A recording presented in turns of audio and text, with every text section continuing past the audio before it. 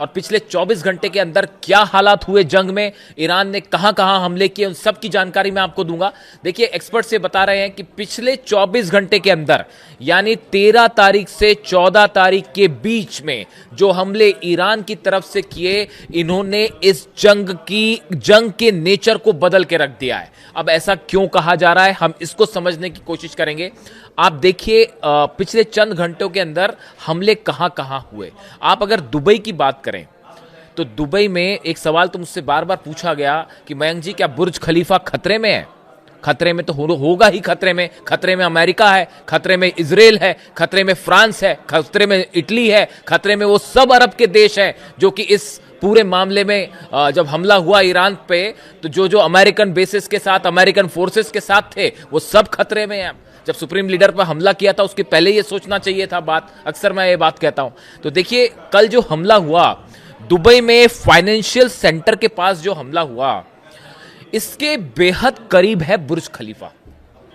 और जब यहां पर ड्रोन गिरा और जो धुआं यहां से निकला तो वो धुएं के पीछे ही बुर्ज खलीफा बेहद करीब, धुआं एरिया था पूरा, और वो धुएं के पीछे से बुर्ज खलीफा दिखाई दे रहा था। कई मेरे दर्शकों ने ये जब विजुअल्स देखे तो उसके बाद हम मुझसे ये सवाल किया कि मयंक जी क्या बुर्ज खलीफा भी ईरान के निशाने पे है, और अगर उसके ऊपर खुर्रम शहर 4 मिसाइल गिर जाए या फतेह 2 मिसाइल गिर जाए तो क्या होगा? इसका जवाब क्या मुझे देने की जरूरत है कि क्या होगा? देखिए फाइनेंशियल सेंटर जो है उसके बेहद करीब है बुर्ज खलीफा। फाइनेंशियल सेंटर के ऊपर अगर ड्रोन गिरता है तो इसका मतलब यह है कि ईरान जब चाहे तब बुर्ज खलीफा पर हमला कर सकता है। ऐसी बात एक्सपर्ट्स बता रहे हैं। अगर Shahid drone 136 Shahid drone travel करता हुआ इतनी दूर से आया, उसको कोई डिफेंस सिस्टम अमेरिका का नहीं रोक पाया और वो फाइनेंशियल सेंटर पर गिरता है। इस बात को याद रखिए। ईरान की तरफ से परसों कहा गया था, मैंने आपको ये वीडियो बताया था, 2 दिन पहले ये बात कही गई थी ईरान की तरफ से कि अब सारे बैंक हमारे निशाने पर है, बैंक से दूर हो जाइए, फाइनेंशियल इंस्टीट्यूशंस हमारे निशाने पर है, जितने अमेरिकन कंपनीज हैं वो सब हमारे निशाने पे, पूरा इकोनॉमी हमारे निशाने पर है। देखिए कहा जाता है कि अमेरिका की जो जान है वो इकोनॉमी में बसती है, ट्रंप की जो जान है वो इकोनॉमी में बसती है, शेयर बाजार में बसती है। अगर इकोनॉमी का आपने गला दबाया यानी अमेरिका की हार तय, ऐसा कुछ एक्सपर्ट्स बोलते हैं जो अमेरिका के बारे में अपनी राय रखते हैं। ईरान ने बिल्कुल वही किया। ये जो हमले हो रहे हैं आप देखिए दुबई पे, जो मैं कहना चाह रहा हूं आपसे, फाइनेंशियल सेंटर पे हमला क्यों हुआ? वो फाइनेंशियल सेंटर जहां से अमेरिकन बिजनेस में इन्वॉल्व है, जहां से दुबई का बड़ा कारोबार चलता है।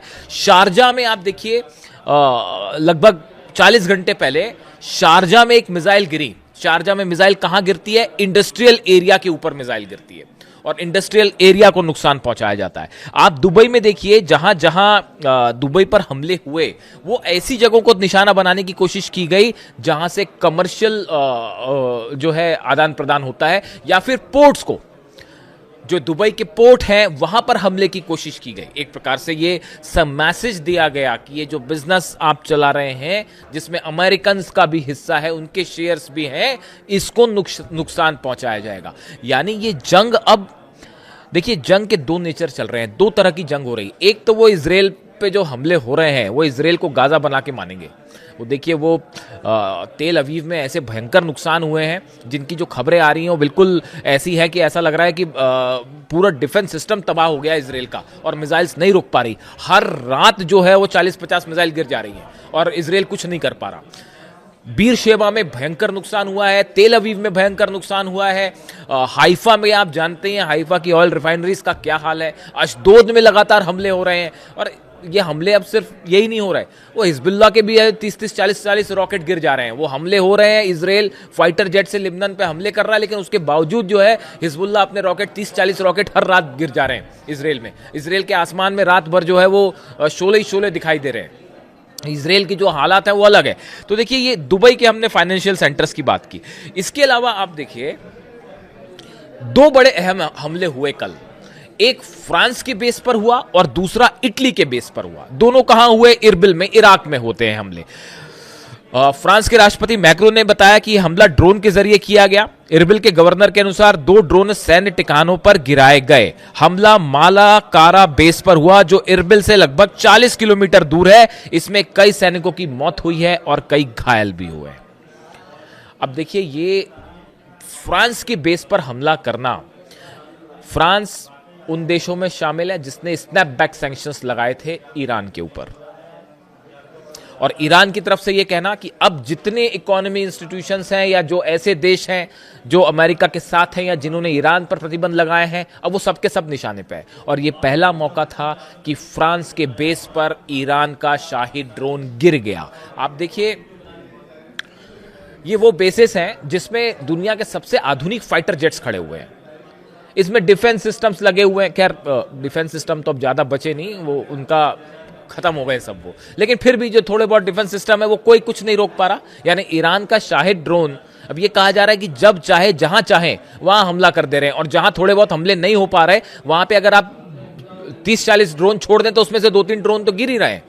तो ये कहानी हुई फ्रांस के बेस की, जहां पर सीधा हमला था ईरान का। आप इटली की बात करें, इटली के बेस को भी सीधा हमले में निशाना बनाया गया और उस पर मिसाइल भी गिरी है।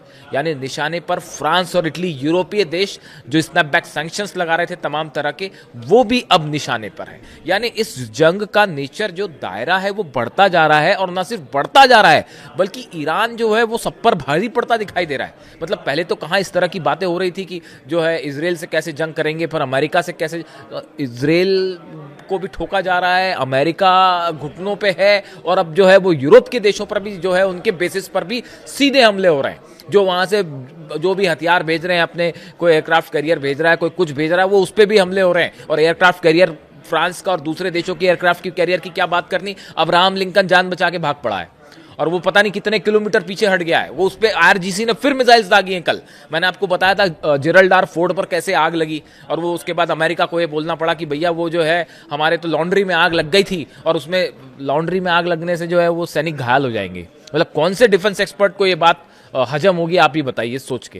हो भी सकता है, वैसे तो होने को कुछ भी हो सकता है, लेकिन आप सोचिए दुनिया के सबसे बड़ा एयरक्राफ्ट कैरियर जिसमें जो है 70-75 fighter jets, F-18 hornet fighter jets, उसमें एक लॉन्ड्री में आग लग जाती है और उसमें सैनिक घायल हो जाते हैं और बाकी के बंकर में छुप जाते हैं। तो इससे हैरान करने वाली बात और क्या हो सकती है? इसकी सच्चाई क्या है वो अधिकांश मैं आपको पिछले वीडियो में बता चुका हूं कि शाहिद ड्रोन क्या क्या कर सकता है। 136 वो पूरा अरब देख रहा है, तो इस बारे में कुछ वो बात करने की वो नहीं है। तो देखिए, कहना मैं चाह रहा हूं, इराक में बगदाद में अमेरिका का जो विक्टोरिया बेस है वो भी धुआं धुआं हो रखा है। तो अब आप देखिए कि हो क्या रहा है। असल में हुआ ये, देखिए, दो चीजों की मैं चर्चा करना चाहूंगा। एक तो नए सुप्रीम लीडर का जो मैसेज आया, क्या आपने ये बात को नोट किया कि नए सुप्रीम लीडर का जैसे ही मैसेज आया परसों रात को बाहर, उसके बाद से ईरान के हमले और पैने हो गए हैं और तीखे हो गए हैं, और अब दायरा उसका बढ़ के फ्रांस, इटली के पास पहुंच गया है, और इकोनॉमिक इंस्टीट्यूशंस पे तेजी से हमले हो रहे हैं। ऐसी जगह पर हमले हो रहे हैं जो कि अर्थव्यवस्था को रोक दे, यानी कि युद्ध को लंबा खींचना और अमेरिका को बड़ा नुकसान, अमेरिका घुटनों पे ज्यादा अगर इकोनॉमी आपने रोक दी तो। यानी अब देखिए, बुर्ज खलीफा की जो बात है, बार बार ये सवाल हुए, कुछ तो वीडियो भी वायरल हुए, वो एआई वीडियोस थे, लेकिन आप इस बात को सोचिए कि जो है, हो सकता है ईरान उसको निशाना ना भी बनाए बुर्ज खलीफा को, वो ईरान का फैसला होगा, ईरान की सेना का फैसला होगा, लेकिन जब चंद मीटर की दूरी पर शाहिद 136 ड्रोन गिर सकता है, तो आप सोचिए कि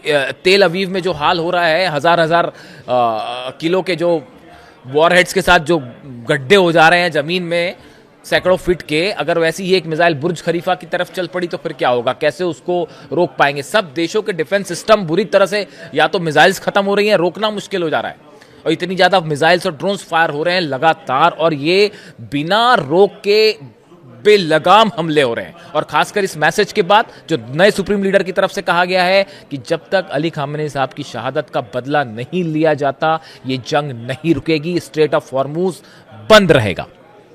यानी आप देखिए, पिछले ये जो नई स्पीच आई सामने नए सुप्रीम लीडर की, उसके बाद से इस जंग का नेचर अब तेजी से इकोनॉमिक होता जा रहा है, और ऐसा लग रहा है कि अब ये बैंक्स निशाना है, फाइनेंशियल इंस्टीट्यूशंस निशाना है, इंडस्ट्रियल एरिया निशाना है, फ्रांस और इटली, यानी इसका दायरा बढ़ गया है। और हैरानी की बात नहीं होनी चाहिए, मेरे पास एक फोन आया मेरे दर्शक का, ऑस्ट्रेलिया से।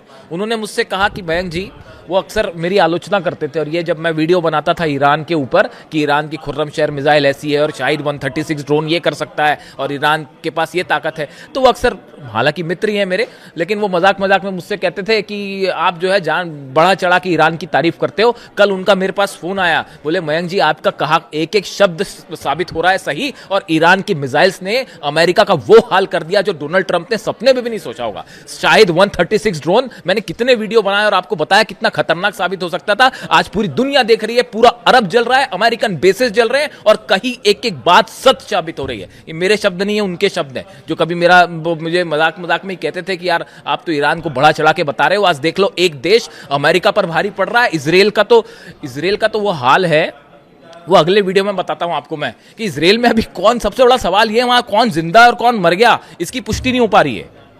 यही अपने आप में एक बड़ा सस्पेंस बना हुआ है कि कहां कौन कौन अधिकारी, कितने मंत्री जो है, कौन जिंदा है, कौन मोसाद चीफ जिंदा है नहीं जिंदा है, यही नहीं पता चल पा रहा है साहब। तो वो जो है उसके लिए एक अलग वीडियो होगा। लेकिन कुल मिला के हालात ये हैं कि पिछले 24 घंटे में ईरान ने अपने जंग का दायरे को बड़ा कर दिया है। एक बड़ी लंबी जंग के साथ नए सुप्रीम लीडर के मैसेज के बाद ईरान का जोश फिर हाई है और ईरान भारी पड़ रहा है। इससे जुड़ा जो भी अपडेट होगा, नए हमलों को लेकर जो भी अपडेट होगा, मैं आप तक पहुंचाऊंगा। Thank you so much.